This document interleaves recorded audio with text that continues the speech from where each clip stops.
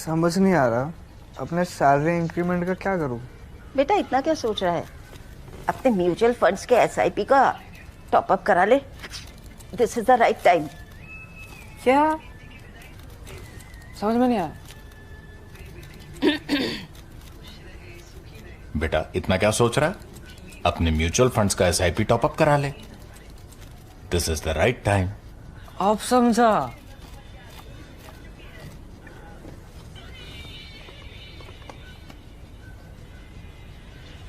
Mutual fund investments are subject to market risks. Read all scheme-related documents carefully.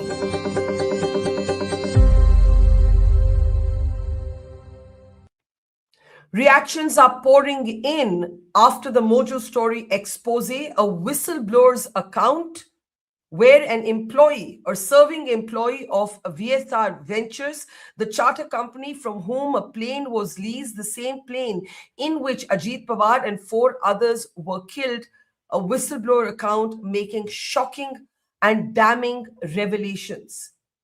The person whose identity we have agreed to protect spoke to me on the condition of anonymity, but did give me his account in writing. And the details that have emerged make really for shocking consumption.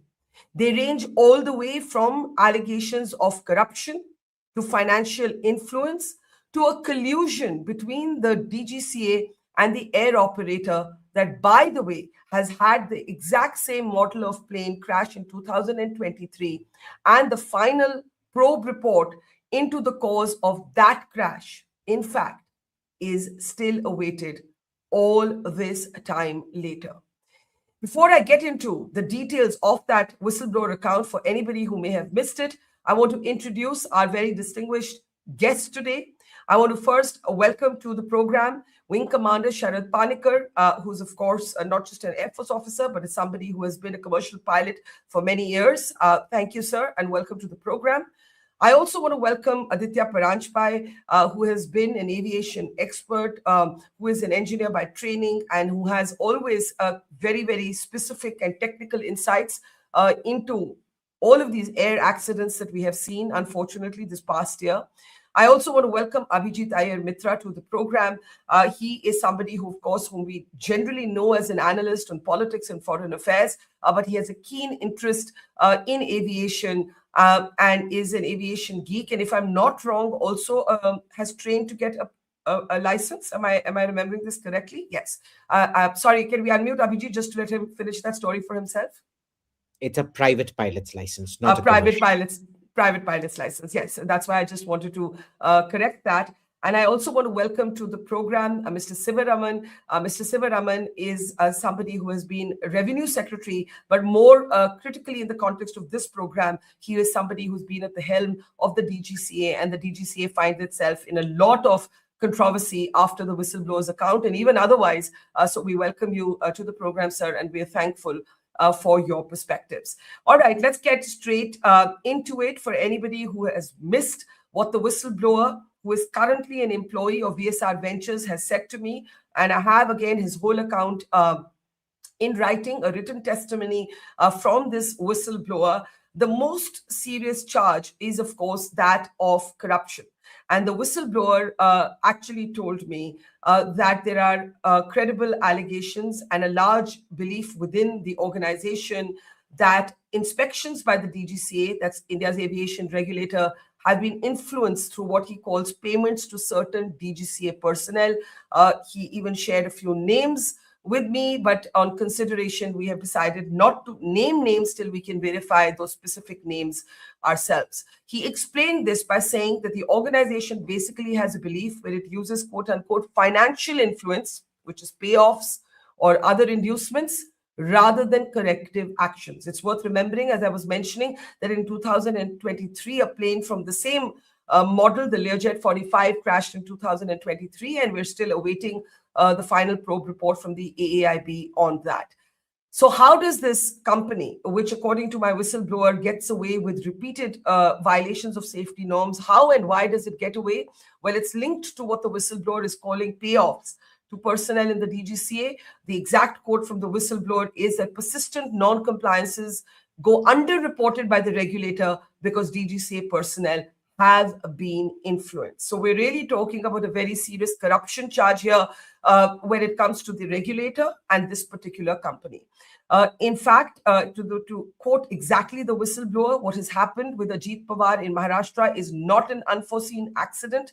It is a result of a deliberate disregard for aviation safety. What are some of the examples of these deliberate disregards?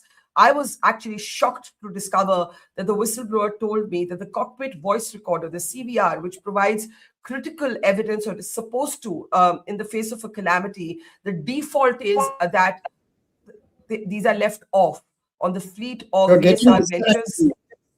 Sir, I'll have to take you off while I go through this. All right. So let me actually underscore this. The cockpit voice recorders are frequently switched off. This is really, really serious because, as I said, the CVR provides critical evidence in the face of a calamity. But apparently in this company, that's what the unspoken norm is. And this, of course, as the whistleblower says, if we can go on to the next slide, is in clear violation of every single rule. And checklists, which are a basic function, we all use them. We use them in our organizations, but the whistleblower is saying even checklist usage is largely absent. Now let's move on to another very, very serious example of a violation of safety norms, according to this whistleblower, who, as I mentioned, is the current serving employee of the VSR Ventures, which is that FDTL regulations are routinely violated. Let me explain this in simple terms. This concerns basically how much rest a pilot gets. And the whistleblower says that documents have actually been manipulated and falsified. So let me give you an example of this as we go to the next slide. Basically, if a pilot has flown, let's say, 12 hours today on a single day, the paperwork will show that those 12 hours were spread across 2 days so that the paperwork looks like no rules have been broken, whereas in reality, the rules have been broken. So the documents, according to the whistleblower, are routinely manipulated. And of course, I don't need to tell you, this has been a big debate even in the Indigo crisis. Pilot fatigue directly compromises flight safety, as the whistleblower reminds us. Finally, the whistleblower is talking about the absence of SOPs, standard operating procedures. He says that it is a rule in any aviation company that you either follow the manufacturer's SOPs or you follow the company's own SOPs. But here, there is no laid down SOP at all. So first officers are just catching up with every pilot who's following his or her own SOP. Neither the manufacturers nor the company SOPs are actually followed. And in fact, there is a comment, a very specific comment on the absence of a safety culture. The company has been described as a one-man company, despite reported warnings, by the way, repeated warnings from the trainers who actually warned the company that if you keep doing this, there is going to be an accident. But no heed was paid. And as the whistleblower says, there's an absence of a safety culture. It's a one-man company, a father and a son run it, and there is no functional safety management system or SMS. So we are looking at the whole gamut from corruption to non-compliance, from corruption to deliberate or willful or knowing negligence. And I'm going to open this up for conversation now. I'll start with you, Captain Panikkar. If I may, I had wanted to start with Mr. Sivaraman, but I'm really not sure whether he's on a stable line. So let me actually start with you. Are you shocked to hear some of these details? They seem to have a fairly large fleet of aircraft. Last reported strength was 17, and now with one Learjet gone, they have 16 aircraft. So that's a considerable number of aircraft that they have. And if you take the pilot to aircraft ratio, I would imagine that they would require at least 2 to 3 sets of crew per aircraft.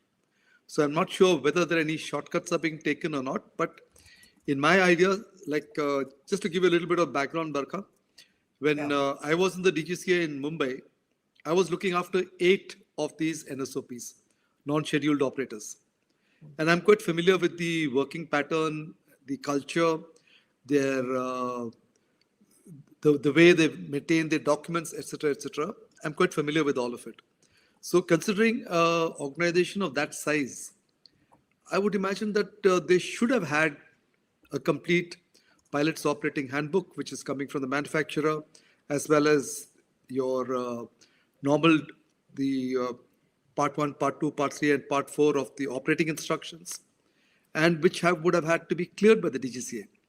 So somebody making a statement that no such documents exist or no such standard operating procedures exist for such a large organization, I think, I'm not too sure if that is factually correct, because with 30 odd pilots or 40 odd pilots operating, I mean, this person basically said to me, every pilot has their own SOP. There's no laid down institutional SOP that everybody is required to follow. This is his allegation. The default SOP would be that provided by the manufacturer, which would be available with every aircraft. So there would be a set of checklists that come from the manufacturer, which would perforce have. There's no way in which you can carry out a flight without a checklist. It cannot happen that I am a first officer on type or I'm a captain on type and I do not call for a checklist. How do you do your procedures then? And how do you do it at a scale at which there are 15 or 16 aircraft flying on a regular basis, possibly over 30 to 40 pilots operating on a daily basis, or as per the frequency of the non-scheduled operator? It is a little... I can't imagine a situation like this. I can imagine a situation there are where other you had allegations. one aircraft, whether you had I one don't know. I don't know. I can only report what we're being told. And what we do know is that this particular charter does not acquire the best professional reputation. I've done a little bit of digging on that. What we do know is that a plane from the same charter crashed in 2023. What we do know is the AIB has mysteriously not submitted a final report into that investigation. And what we do know is that the owner was very quick to say that there was nothing wrong with his planes. So this is what we do know. We also know, Wing Commander Panikkar, that there are very specific allegations coming from this particular whistleblower who is saying that he believes payments are being made to key DGCA personnel. He believes there are financial inducements. He's alleging collusion. He's also alleging that fatigue regulation or what's called the FDTL regulations, which is the number of hours a pilot should be allowed to fly without being fatigued, are being basically falsified on documents. Are you saying you believe none of it? No, the latter part I'm inclined to agree with, that people can be influenced. And I'm extremely surprised that the Aircraft Accident Investigation Bureau, which has to submit a report within 12 months of an accident, it has to submit what is called a closure report. Apart from the initial report, which has to come within 30 days, the final report has to come within a year, that is 12 months. If it happened in 2023 and we are in 26 now, it's something that the AAIB should be held up responsible for. Oh, absolutely. I think it is absolutely bizarre that from 2023, all you can find is a preliminary investigative report on the website of the AIB. Let me bring in Mr. Sivaraman, sir. I'm hoping you can hear me. You've actually seen this. Yeah, sir, go ahead. You've seen this from the inside. We have a serving employee of this particular charter basically saying that there are payoffs and financial inducements to key personnel inside the DGCA, right? And to me, of all of the allegations he's made, that is the most serious because it is a straightforward allegation of corruption. So you have been in a key position inside the DGCA. You've been a senior bureaucrat. Does this ring true? Yeah, it's quite possible because I can't say with certainty it is possible. Number one, you must understand that the DGCA has got only 50% of the posts that has been sanctioned for the DGCA. So they have been very slow in recruiting people. Number two, there are over, I think, 350 to 400 private aircraft registered with the DGCA, of which more than 200 may be of this type or a sophisticated type, non-scheduled operators and private aircraft. Now, according to the CAR, Civil Airworthiness Regulations, every aircraft has to get a certificate of airworthiness every year. That is compulsory. That means the DGCA has to inspect every aircraft in all its facets, everything, including airframe, engines, whether they have been maintained properly. Now, your whistleblower mentioned something about manipulation of documents, particularly about the FDTL, the pilots flying more numbers, then they distribute over 2 days. That is not possible because, in the sense that if you look at the aircraft, when they start checking into the aircraft, they know the number of hours the aircraft are flown every day, probably over a period of months. And then they can verify it with the number of pilots who have operated that aircraft. They can easily find out whether a pilot has been overworked and he has crossed the FDTL. But do they want to find out? But do they want to find out is the question. That's another question. That's what you are now trying to find out. I mean, the problem is, you see, I can't say when I was DGCA, nobody could enter the office of the DGCA. The doors were shut. Nobody could come into the DGCA office. Number two, operating. Now, flight safety audit has to be carried out for non-scheduled operators also. One can say one can relax in the case of people owning their own aircraft and flying it themselves. But as far as non-scheduled operators are concerned, it is compulsory on the part of the DGCA to carry out flight safety audit. Whether they carried out or not, I do not know. Now, these are the questions that are being raised. Unfortunately, can I ask you a follow-up? May I ask you a follow-up? Sorry to interrupt you briefly. You said when you were the DGCA, the doors were shut to outsiders from private companies being able to stroll in. Whether it is in the Indigo crisis, when we saw Indigo come to a standstill, or now, the allegations have been of proximity, of collusion, of people strolling in from these airlines, of financial inducements, of gifts that are not ordinary. Tell me, why did you feel the need to close your doors? Clearly, there were attempts to influence the DGCA personnel. See, when I took over as DGCA, there was no DGCA of India for the last 3 or 4 years. Mr. Rajiv Gandhi was operating as DGCA. Afterwards, when Mr. VP Singh came, I was Additional Secretary of Commerce. He said that I must be shifted to the post of DGCA because there was no DGCA for 4 years.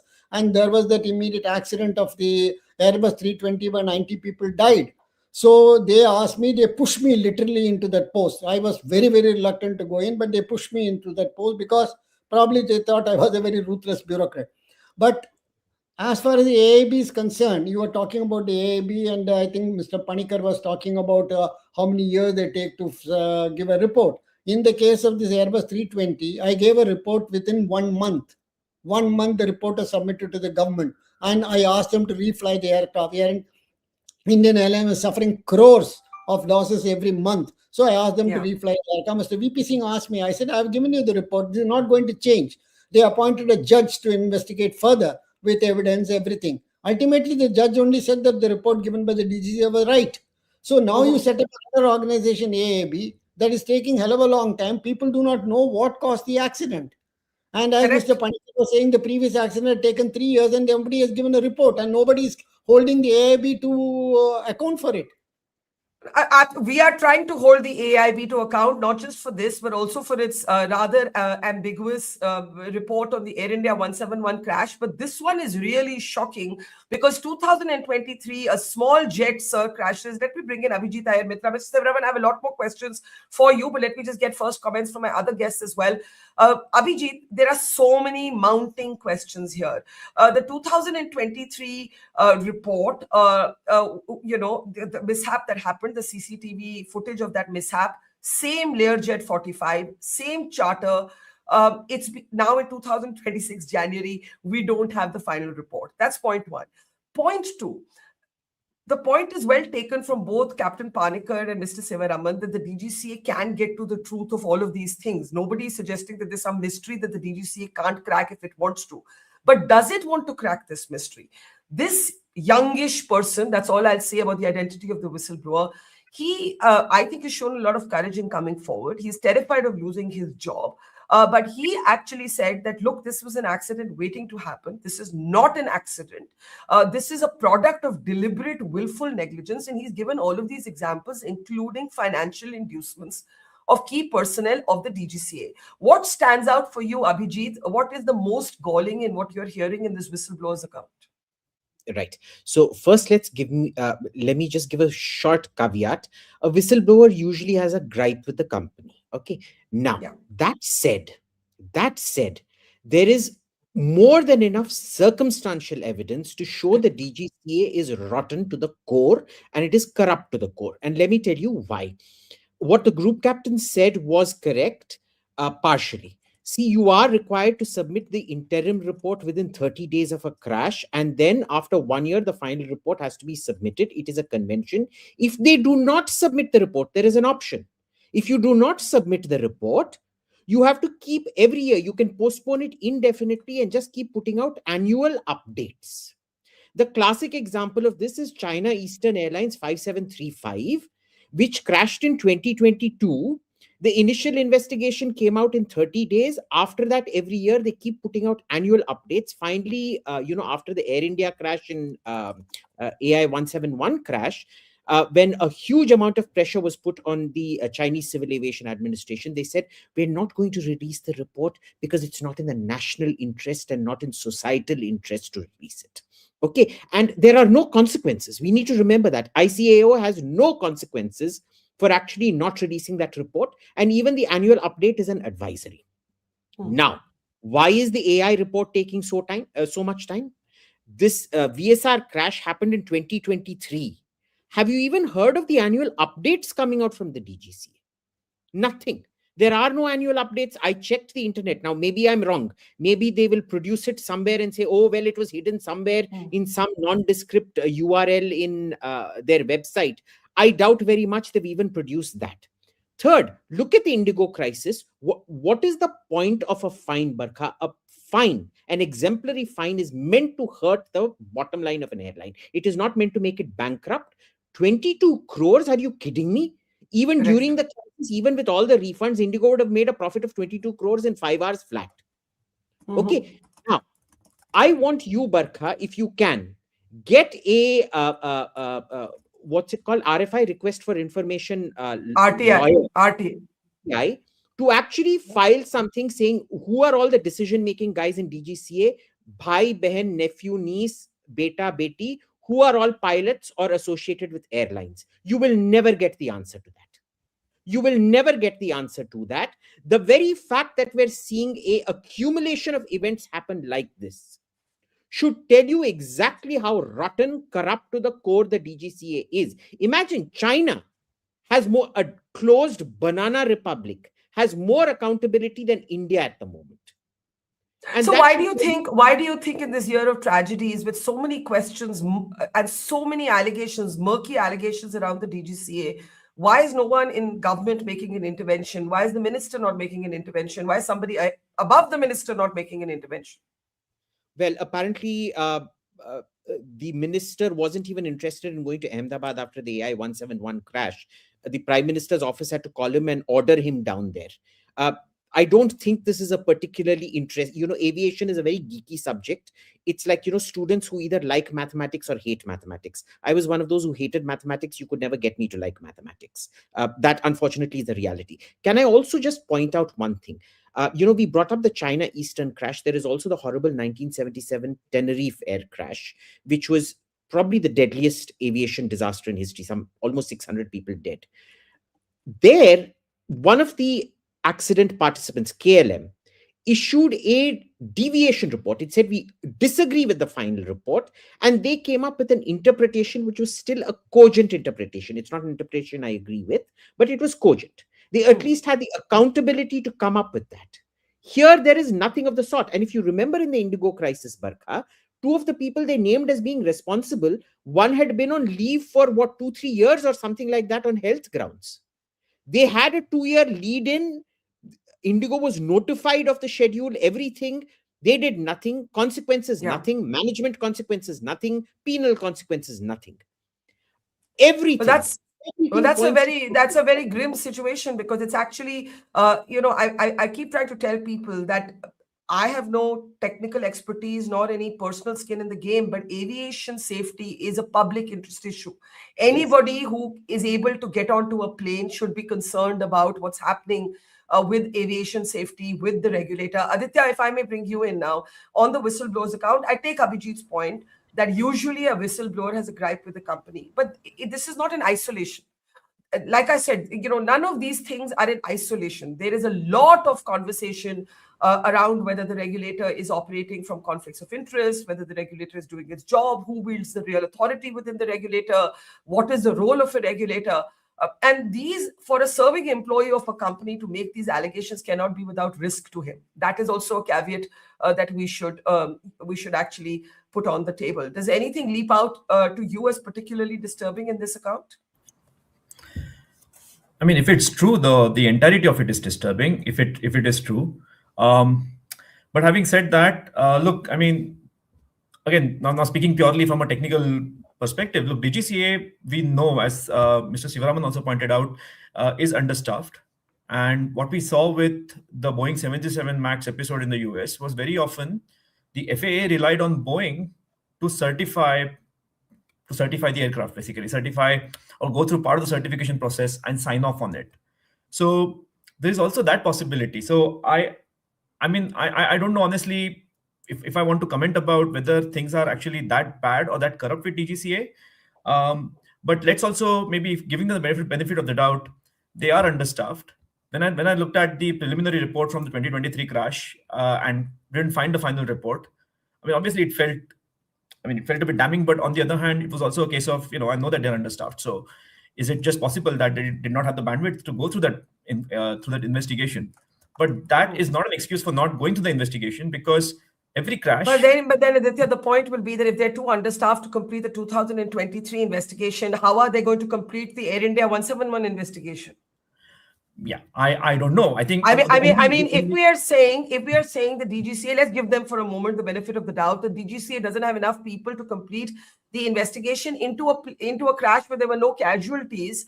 I'm told one of the pilots was seriously injured, but there were no fatalities, I should say. Yeah. If they haven't been able to complete that investigation, how are they going to complete the mammoth, very complex, very contentious investigation into the AR-171 crash? You see, that's the problem. There's a problem with the whole process of what we're talking about. That's true. But look, there's a difference there. Look, honestly, Air India 171 has genuinely captured public imagination, because everybody flies an airplane like Air India 171. The common man does. Yeah. The fact of the matter is, if you look at some of these non-scheduled operators, these are flights flown by mostly people with a lot of resources, with a lot of wealth. And as common people, we rarely run into those airplanes. So I can imagine that in the public consciousness, what the NSOPs do, how they fly, how they conduct themselves is simply not part of our imagination. When something goes wrong with Air India, there's a sense that it could have been it could have been one of your I take that point, but in the end, a culture of aviation safety and the role of the regulator. Absolutely, Barkha. And I was actually just coming to that, because look, I mean, regardless of what's actually happened here, the fact is, one of the individuals that was killed in the crash is the Deputy Chief Minister, and sort of, reasonably popular in this part of the state. And I see this as an opportunity for us to talk about safety in our homes. Unfortunately, in this part of the world, we don't have a great reputation for a safety culture. But it's events like these that should allow us to start talking about it more openly. Remind people that safety is not restricted to aviation. It's something that you encounter in your day-to-day lives. That culture has to start at home. If individuals don't care, institutions don't care, and as a result, regulators don't care. Look, it's a chain. It doesn't start at the top. It starts at the very bottom. I absolutely. They hold everybody to account. And that's the culture that we really need to start talking about. Yeah. That's my view. Absolutely. And we're going to get to the technical part of the conversation in just a moment. But Mr. Sivaraman, you were wanting to come in. I saw you raise your hand. Do go ahead, sir. We are mixing up the responsibilities of the DGCA and AIIB. AIIB has been constituted separately only for purpose of investigating into accidents. DGCA is not involved in the investigation of accidents. But does the AIIB not come under the DGCA, sir? Let me clarify. The DGCA, as soon as an accident takes place, its importance comes in from the point of view of certifying the aircraft for its airworthiness. Whether the pilots have been trained properly, whether the pilots have been given their proper rest, etc., the DGCA will inquire. The nitty-gritty of the accident, what caused the accident, why the accident took place, etc., and blaming somebody or not blaming somebody is a function of the AIB. Now, to whom the AIB reports, I do not know, probably to the Secretary of Civil Aviation, because when I was DGCA, there was no AIB. We were investigating all the accidents. We had our own accident investigation. We had a huge lab which had electron microscope, everything, crores worth of equipment were there. And we were giving the report within a month or month and a half, we were giving the report. That's all. Now, probably they are conducting very elaborate. They will pick up all the parts, lay it as though on a big floor to see where the parts are missing. All those things will be going on now, probably more detailed inquiry. So the DGCA, as far as DGCA is concerned, he comes into the picture, or the organization comes into the picture in regard to what happened prior to the accident. Whether the pilots were properly certified, whether the aircraft was properly certified for airworthiness, whether the maintenance was taking place properly. That is where the DGCA comes in. That is where, if at all there is any corruption, that is where they come in. And the AIB, of course, is different. I think that point is well taken. I was just looking up who does the AIB report to, and all I'm able to find is that it is an attached office of the Ministry of Civil Aviation.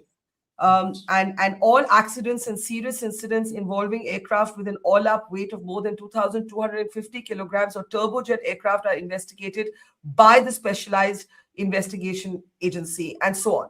So your point is well taken. But let's now open this up, for a wider conversation. There have been all kinds of very quick commentary on what was the reason for this crash. It went from weather to visibility, to fog thi, to fog to nahi thi. And we've had, new CCTV footage. Abhijit, you shared this video with me, which actually shows the jet swerving and lurching to its left well before it lands. So this whole idea that something went wrong on landing is totally busted by this particular video footage. Just a quick comment from you, and then I'll take it to Wing Commander and Aditya. Yeah. Look, if you match this video up with where exactly it crashed in the with the image of where it crashed respective to the runway. Yeah. This is a highly unusual angle. An aircraft is meant to line up with the runway a good 3-4 kilometers before landing. This is one of those, aircraft carriers. Even in an aircraft carrier, you don't see these landings. These are fighter pilot stunts that people do if you're coming perpendicular to the runway and turning. I don't know if it was a deliberate turn or it was a loss of control. It's impossible to say, to land at the last minute. And the problem there is, why were they not aligned with the runway from 3-4 kilometers prior, Barkha? Because you can see from the video I sent you of the aircraft turning, it was very clear. We've been hearing the weather was poor, weather was bad. You can see, and I can see that video itself has been taken from a few kilometers away. It is crystal clear weather. Visibility was around 3 kilometers as per the ATC.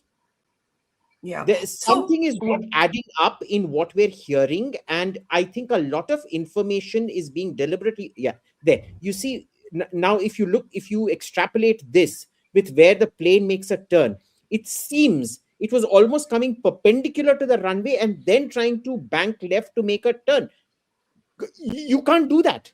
And a Learjet especially, the Learjet was one plane I never aspired to fly. It is a very, very difficult plane to fly. Even with fly-by-wire and all the controls that have been added on top, it's a very unforgiving plane. So let me get Captain Palika to respond to this. Yesterday on our program, we had the Federation of Pilots head, Captain Randhawa, saying that the plane should never have been cleared for approach.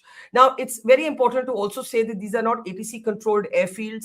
And visibility, when visibility is mentioned in this context, is the visibility for a visual approach, and those points need to be underscored. However, do you believe that there is a serious VIP culture pressure? The pilots have been talking about this, that when they're ferrying somebody important or powerful, they'll often say, or they won't say, their cronies will say, "Bas pahunchna hi hai." Questions are being asked as to why this plane did not turn back. It did a go around on its first attempt at landing. Do you also agree with Abhijit that some things are not adding up? That when you see the CCTV video of the plane basically spinning or flipping in the air, something went wrong with this aircraft well before landing. Barkha, I couldn't hear what Abhijit said. If you could just quickly encapsulate what he mentioned. Well, let's just go to the CCTV video. I hope you've had a chance to see the plane. Yes, flipping. I've had a look. And, Yes. and I was saying that other experts, other pilots have been saying, why was the plane cleared to land at all? Why was it cleared? Why did it not turn back? He had already made an approach. It was in VFR conditions. Yeah, but he did a go around the first time. He did Yes. a go around Now, the first time. Yeah. I would like to take a minute on this. Okay, first and foremost, the approach made was to runway 11, which is basically an easterly runway. You're coming into the sun. Okay, the magnetic heading of that runway would probably be somewhere between, I would say, 105 and 115. So it's east and tending towards the southeast. That is the direction in which he's coming. It's early morning, and let's say the time is around 8:40, 8:45. So the sun is, let's say, about 8 degrees, 10 degrees above the horizon. Now try and visualize this. You're coming in on final approach. There is a fair amount of low-level haze. Do remember that Baramati does not have an independent meteorological station. The meteorological reports for Baramati is raised somewhere in Shirdi, okay, which is about 150 kilometers. Be that as it may, the visibility was within the prescribed criteria. If the visibility was not within the prescribed criteria for that particular approach, the pilot wouldn't even have attempted a landing. So the fact that he's been cleared for the approach indicates that the meteorological visibility at that particular point in time was within limits. That's one. Number two, you're flying into the sun. Okay? You are looking out for the runway. There is no instrument landing system available. The only thing that you can do is to pick up the runway visually, align yourself, and come in and land. The fact that they went around the first time, despite the visibility being okay, is the fact that the sun would have been directly into their eyes. They would have picked up the runway late and decided that the parameters that they had at that particular point in time would have lent itself to an unstabilized approach had they continued. So they took the correct decision to execute what is called a go-around maneuver, in which they open up power again, go around and attempt one more approach. Now, what has happened in the second approach is that something similar would have happened. They have reported sight with the runway, then lost contact with the runway, possibly because of the sun in their eyes, possibly. Now, this is speculation. Picked it up at the last moment, picked up the runway at the last moment, and then attempted to try and make a landing out of it. Okay. Now, a few things that go on in a pilot's mind. Okay, I understand that Abhijit has done a certain amount of flying. Now, I've been flying for a long time, 40 plus years. Just to go through what happens in a pilot's mind is that when you're attempting a landing, a visual landing, you are looking to pick up some visual reference, preferably the runway, if not the environment that is surrounding that particular runway, aligning yourself quickly, quick check on parameters, and then carry out a landing. There are certain parameters that have been laid down by the Flight Safety Foundation, which is also recommended by the DGCA, which is called a stabilized approach criteria. In the case of a visual approach like this, the aircraft should have been completely stabilized in the visual approach, 500 feet above the threshold elevation. It is, from what it appears in the CCTV footage, now I have no idea how far it is, so it's impossible to geometrically coordinate as to what was the altitude of the aircraft at that particular point in time. But it is clearly low enough. And the rate at which the bank is coming on is fairly rapid. Now, I've flown fighters, okay? The one in which you give a control input and she responds almost immediately. Yeah. Commercial aircraft, on the other hand, are designed to not respond so quickly because you're carrying passengers, you're carrying cargo. When you give a certain amount of a control input, she responds, but she responds after a certain amount of a lag. Responds much slower. Yeah. The rate at which this bank has come on is fairly sharp, and it looks fairly steep, indicative of two things. Okay, one is that almost like a panic maneuver in which you've given a full-scale control deflection and or maybe a little bit of a technical fault. If you want bank to come on at that rate, coupled, now I'm not making any allegations, I'm not making a statement, I'm just painting a scenario in which bank can come on so quickly, is if you have a failure or reduction in power of, let's say, the left engine, the right engine is still developing power, this can also lead to a role or an assistant role. Got it. So all these three things would lead itself to this rapid putting on of bank or last moment picking up on the runway, ignoring the fact that you're supposed to be stabilized by 500 feet. Okay. Aditya, if you would like to add to that, and then I'll take last comments. Aditya? Yeah. So, so a couple of things. So first off, when the crash happened, I think it's one thing I should probably insist on, which is, I mean, we have very limited data points, right? We have 3 data points to be sure. We have the photos from the crash. We have this little video clip, and we have some limited data from flight radar. And incidentally, that stops when the airplane is a fair distance from the runway. Now, a couple of things stood out. I don't know if, I mean, one thing that you may have noticed, Barkha, is that in one of the crash photos, you can see the rudder being extremely to the left, right? I don't know if you've spotted this, but if you look at a different angle of the same photo, you'll see the rudder is extremely to the left. That to me actually looked very interesting. But I'll hold on to that. Can you see it in this? Can you see no, it it's in not. this This is actually a photo which is taken from almost a forward aspect. But yeah, I think the photo prior to this, you could actually see it. Can you go Just to the previous one, that. please? Yeah. No, the one after this. No, I think it's we just previous. lost. Yeah, we lost it at some point. But anyhow, it's extremely to the left, right? Now, second thing, there's a lot of. I mean, when you saw in the video, the plane banked. Quite honestly, and I could be wrong here, but I couldn't decipher from that image whether it was a right bank or a left bank. Okay, not 100% sure. Now, here's a model airplane. Okay, again, sorry, this is not what the actual airplane looked like. This is a 737. Here's a rudder. When the rudder goes left, extreme left, it does 2 things. It produces a force to the right, and it forces the plane to yaw to the left. That left yaw, because the airplanes are statically stable by design, they also bank left to kill the side slip. Okay.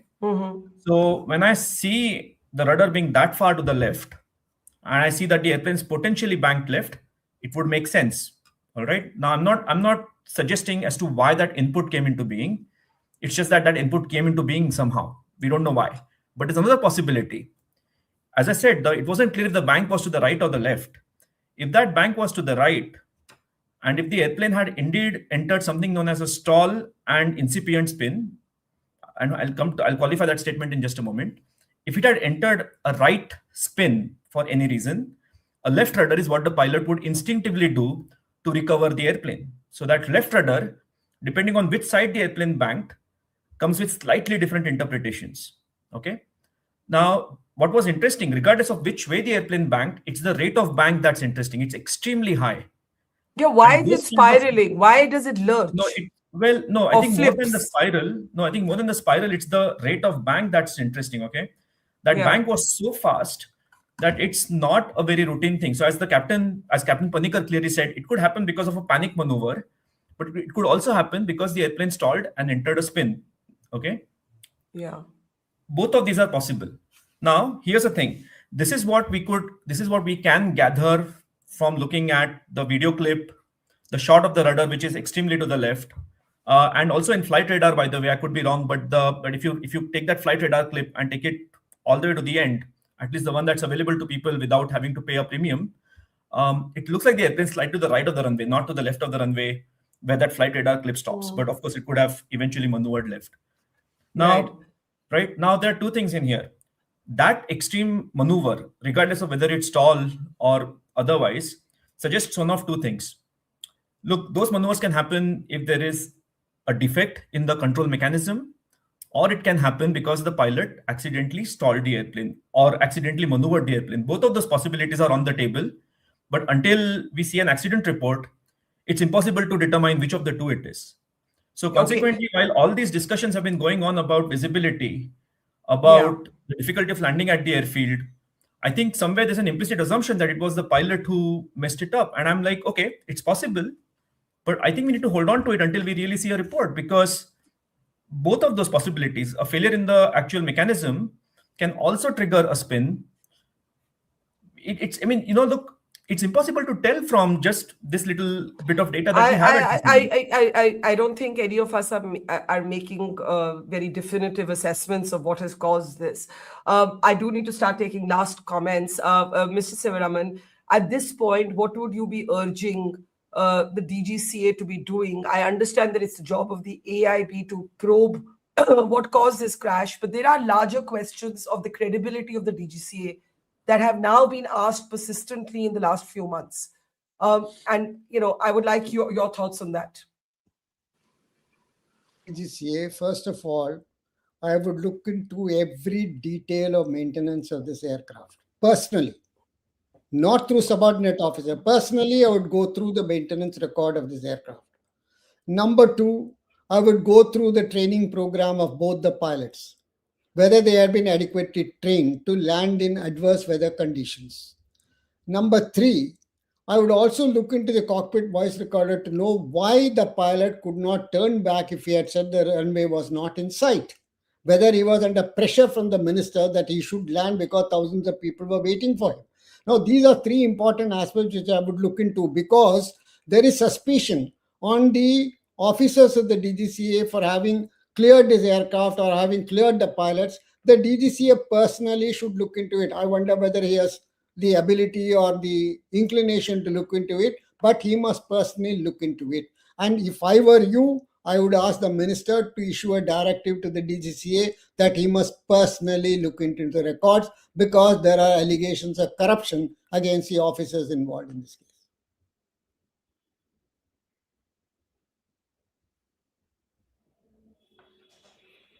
Sorry, I muted myself by mistake. I said, Mr. Sivaraman, that's a very clear point that you're making, that the minister himself must issue a directive to the DGCA to A, personally look at the fleet, B, look at the CVR. What is the CVR telling us if it was on?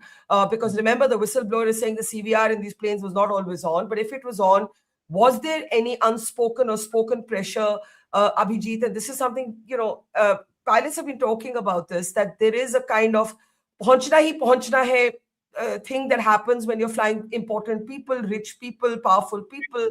A closing thought to you before we end. So just two things, because Abhijit. See, Sorry. I have traveled with the Chief Minister of Madhya Pradesh, Mr. Arjun Singh, several times in the interior areas, Ariva, Patna, all kinds of places, all kinds of landing ground.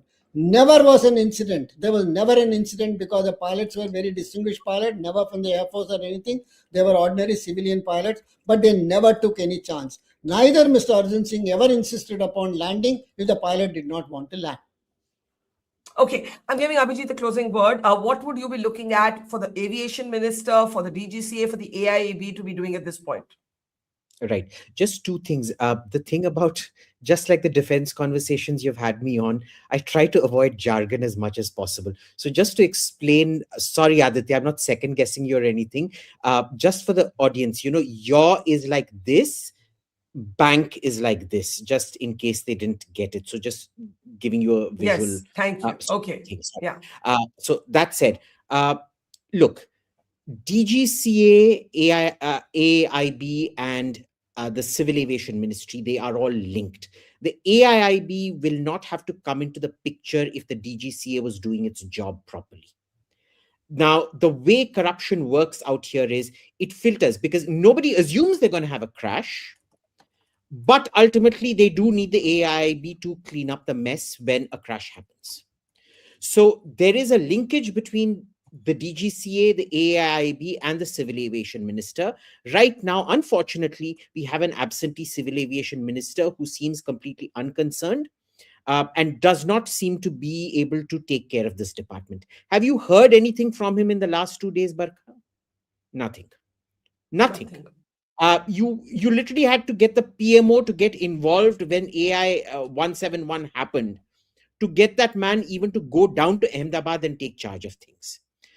We can't run, the Civil Aviation Ministry is a very important ministry. You can't run it basis absentee ministers like this.